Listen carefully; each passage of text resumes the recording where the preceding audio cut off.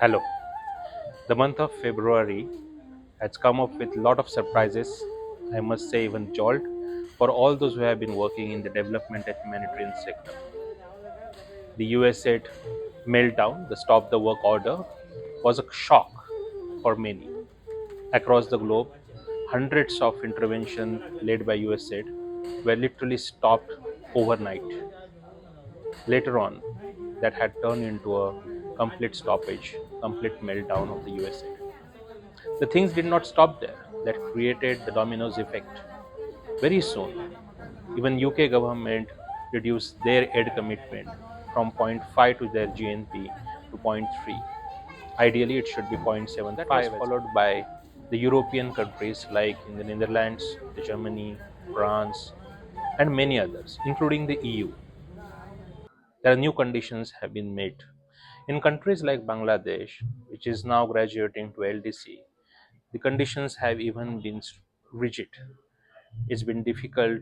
Uh, it's been difficult to ensure the continuity of aid in these countries.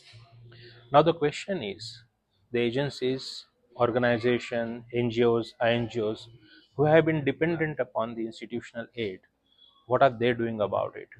How are they coping with this impact? Many of them have already started reviewing their presence. Some of them have started even closing down. So, in short, that these agencies are going under massive change. This change could be apparently disruptive, but many of them are also identifying opportunities for future. They're working on new strategies, new ways of building themselves, new ways of adhering to their commitment for the people. This entire change process is something that we need to discuss. Hello, I'm Ashish Damle, Country Director of Oxfam, presenting my thoughts with you on this change management. The very first thing which is important to understand is the premises on which these change management strategies are being built up. And this is really very important for the leaders who are at the helm of it. Um, this premises comes from two kinds of philosophies. Number one, it comes from the philosophy of to respond. You are in a problem, there is a massive aid cut, you have to lay off staffs, you have to become agile, and it stands there, it settles there that you responded well. The other one comes from a thing that to find an opportunity, to treat it as a step to evolve, to build, to look at new. And that's more challenging because that requires a larger level of envisioning. But these two premises are so critical because they determine the way you are going to communicate. They are going to determine the active participation of people. They are going to determine how the ecosystem members are going to respond to the kind of changes that you are going to install in your organization.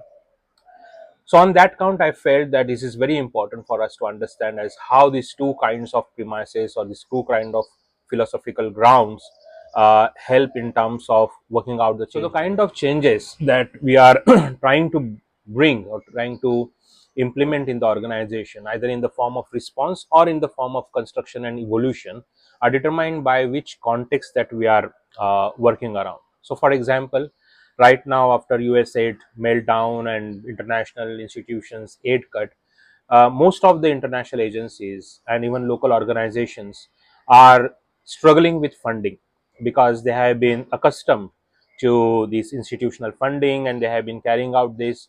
So obviously, assuming that this funding would continue, they have created their staffing strength, they have created their offices and other form of setups which are now appearing unfortunately as liabilities. So when they are working on downsizing, when they are working on layoff, when they are working on making their presence being reviewed in terms of few organizations are literally winding up their presence. Some of the some of the countries, they are actually responding. They are responding to what is happening around it. But then there are organizations which are now also considering that how can we be remain committed to people, how can we be remain attached to the cause for which they have started their organizations, and they are working around strategies to diversify, to look at other means of funding, other means of generating resources, even being entrepreneurial for that matter, to transform their work into some sort of a social business idea. So this is something more constructive. So if we have to now understand that how this whole thing can be classified into a, understandable, meaningfully understandable way, then there are three or four or maybe five types of changes that we are looking at now. Number one, as I said, that termination or abortion, which is means no funding, no stay, sudden stop, and getting out of it, which is very unfortunate. It looks very unreal, but it is there.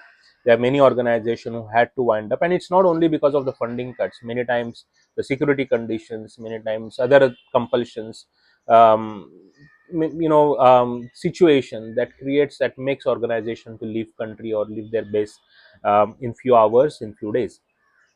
Then there is another one is like responsible exit, where organization decides and they plan and they take that kind of year or 2 years. They work out their exit strategies, they work out with their partner agencies, their staff, with the government, and do all that that is required legally and morally. Then there are organizations who look at downsizing. That means shedding off a bit, laying off staff, and to be agile, to be there. Sometimes that as a new reality, sometimes as downsizing, sometimes as an interim strategy, or sometimes as a new reality. Then there are organizations which are looking at it as a complete opportunity to have a turn, to look at the new constructive way of moving forward.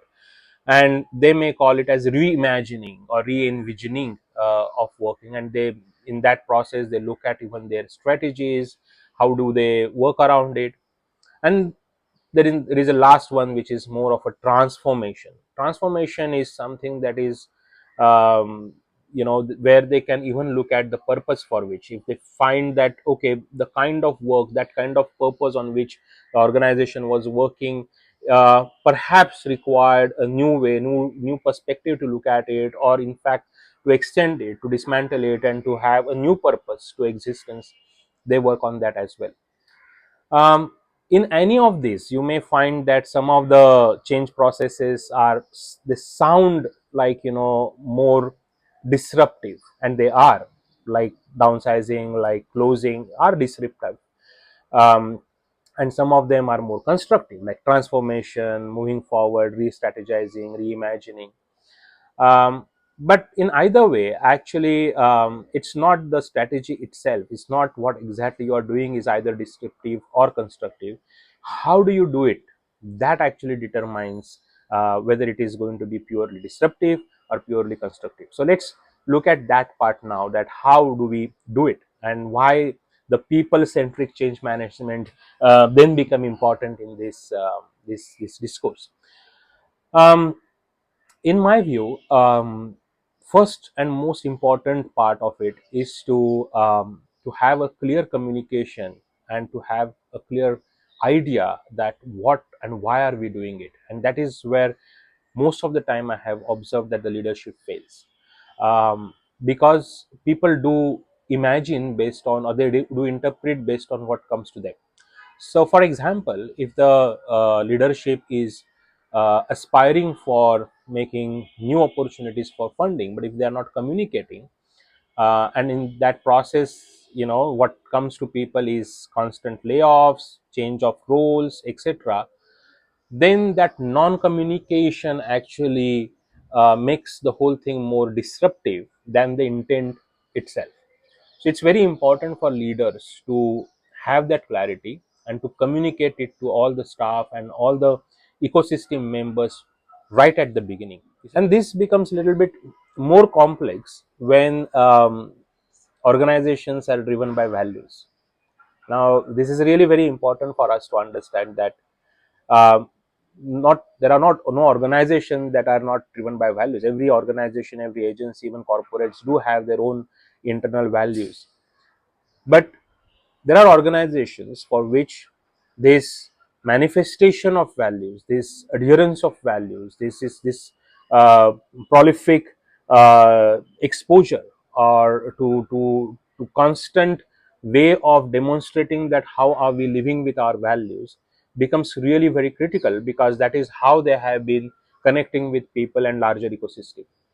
So for example, an organization that is professing uh, democracy or democratic right, um, and democracy is a value for them, in that connection it's really very important for them to remain democratic in their own systems.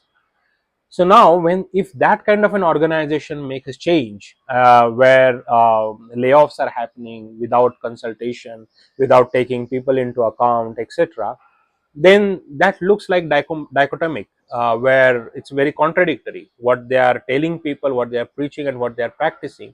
There is a difference between the two. So this particular value dimension adds to a complexity in the change management and change process. And we have observed that many times values are also used as shield, and sometimes they are being weaponized to corner the top leadership, that this is not according to the values that you are professing to the world. So for a value driven organization, it's really very critical to build their change management strategies inclusive of these values. And there has to be a very strong, clear parameters as how these values are being um, you know are being included in that strategy, how are they being implemented, and how they are being communicated. Now, this is another major dilemma that I have observed in the change management process is many a times, as like values, even the purpose, even the mission for which the organization exists, um, which becomes the central point. So many times there are people who believe that mission or that vision or the purpose is so important that even self existence doesn't count before that. It means that as long as I'm working, I'm creating something, and that creation is going to take care of my purpose. For example, say if I'm working in an anti-poverty organization, and whether I am there or my organization is there or not, my contribution is such that the anti-poverty work will continue, then I don't need to care about the existence of the organization. That's one way of looking at it. The other way of looking at it is that since I'm committed to an anti-poverty work, and I have an ideas and I have an experience, I have a legacy for many years, it's all the more important for me to exist so that this work continues. um, and I'm not saying here one way is right over the other. These are just two different ways we look at it, how the change processes or change management strategies are being constructed, are being built. But what you build needs to be communicated very clearly so that the people and the members of the ecosystems are all aligned with it. Now the next part is about how you actually roll it out, how you make it a bit conflict free, how do you make it resistance free, or how can you make it a little bit more constructive, although the process itself is very disruptive. um, so first and foremost, important part is to understand that for any rollout of any change processes, what is important are the people, your staff, your senior leaders, your ecosystem members, your partners, and even the communities. So what is important in these change processes are the people, the ecosystem members, your partners, and even the communities. They are the ones who are going to roll out your change processes. How much ever hard they are, how much ever difficult they are the ones who are going to take it forward for you.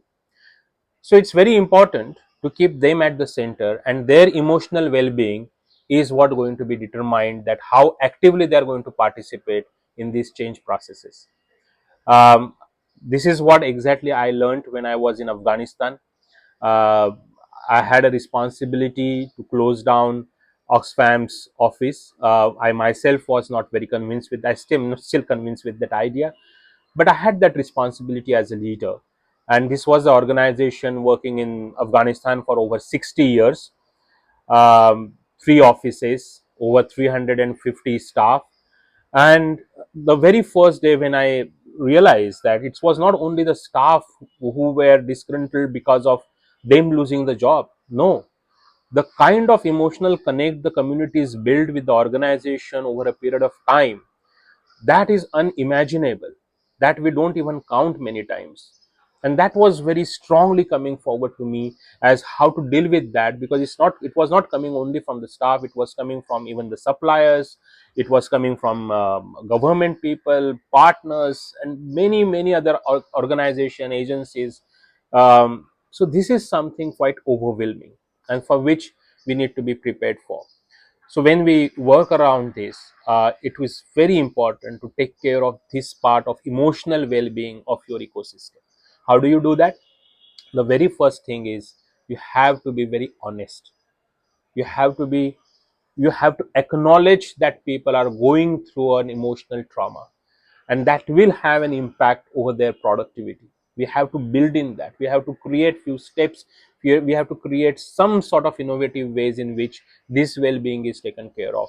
And unfortunately, in an organization or agency or even in corporates, policies and internal tools of governance are not created for degrowth, they are not created for closing, they are not created for downsizing. All of these tools come handy when you are growing, when you are expanding. So here you have to be innovative, because you are not going to get help from your internal policies and internal tools. So what do? We need to first create a channel to have an open communication with people. Nowadays the technology is there. You can have your webinars, you can have a regular town halls, you can have a web page on which staff can vent out, they can share what they want to share. um, and then it's very important for us also to see that how do we support them, beyond the conventional means. So for example, in case of Afghanistan, what we had done is the way new startups have an incubation program, we exactly had a similar thing for exit. We call it as an exit incubation. So we work in close collaboration with another international agency, and we strike a deal with them that post Oxfam's close out, they will be the one who will inherit the Oxfam's assets, etc., and even some of the programs. But in exchange, they will support with the manpower supply during this whole phase out process.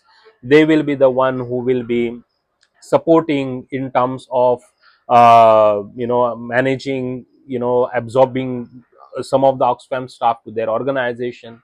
I have also been quite vocal about converting Oxfam during that time in Afghanistan more like a university. So, you leverage on your networks and tell other organizations that before you go for your recruitment, can you look at Oxfam's colleagues and all that. So, you have to take some extraordinary measures by which the people with you, they feel that they are being taken care of.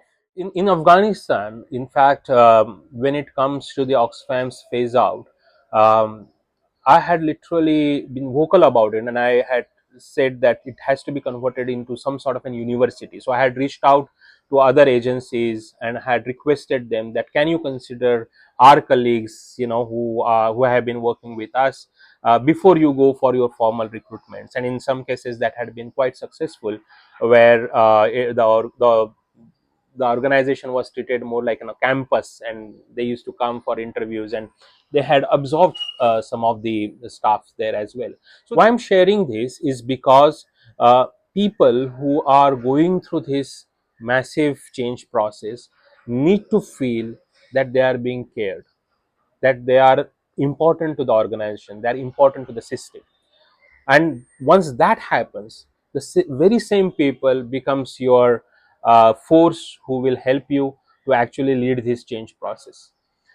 um, the second important part about emotional well-being is also connected with what kind of a vision you are offering to people. If the organization consistently communicate only about the problems, that why they are what is the reason that they are now laying off people, and they are basically winding up presence or withdrawing from the field areas, it consistently only offers the mindset that we are reacting to the situation without considering the future.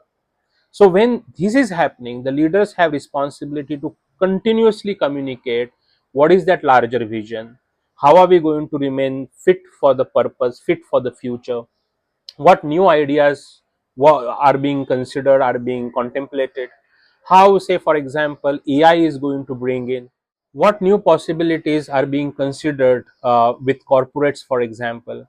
So, along with the massive change process, this connection with the larger vision and communicating that constantly is also very important, because that helps people to remain emotionally charged, emotionally motivated, that they feel that even if right now the things that they may not seem to be right, but in a long run this is going to helpful.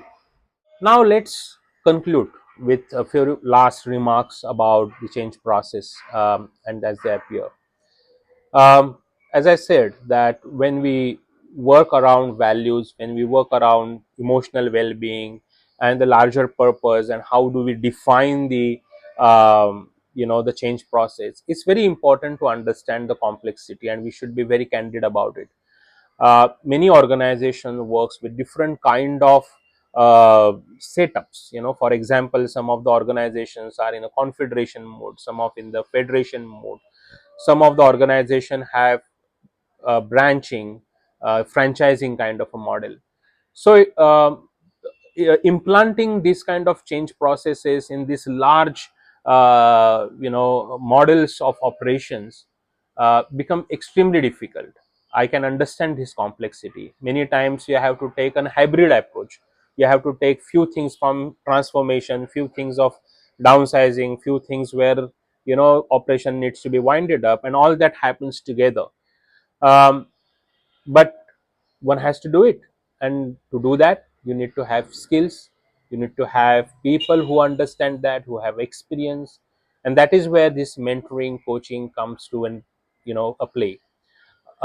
When the situation appears, we start struggling about this change management. But the unfortunate part of it is that despite we have been experiencing this for over long period of time, we don't learn from it, and we don't build those capacities internally to be prepared for such kind of scenarios. So here we are working on it to see that how this can be more theorized, how this experience can be more translated into specific skills, and how this skill building can be done through this online platform.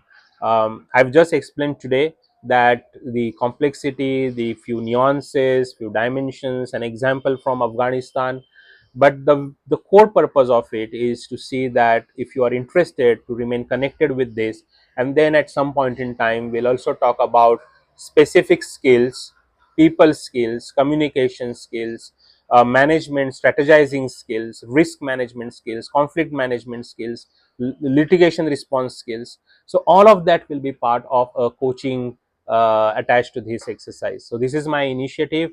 Again, I'm Ashish. I'm right now country director for Oxfam in Bangladesh, and I've shared my thoughts with you. And I would really like to know your thoughts, your comments, your reaction to this initiative that I am taking. If you find it interesting, please do comment. So if you think that something needs to be improved, I'm always open for the feedback. And if you think that you can also contribute to this, please reach out to us. We have to do it all together. It's not my sole responsibility. So I have tried my best to cover this complex concept of change management in few minutes. I know that this concept is so vast, it is very difficult to encapsulate in few minutes. So I'm sure you must be having questions, you must be having ideas as well. Both of them are welcome. Please do share with us in the comment box, and let's be connected, because as I said, that this is not me doing this alone. We have to all come together. So if you have experiences, if you have few ideas, if you want us to do together, even that is all welcome. Please comment, please share this with your colleagues, your friends, and let's take this initiative forward in a more constructive way.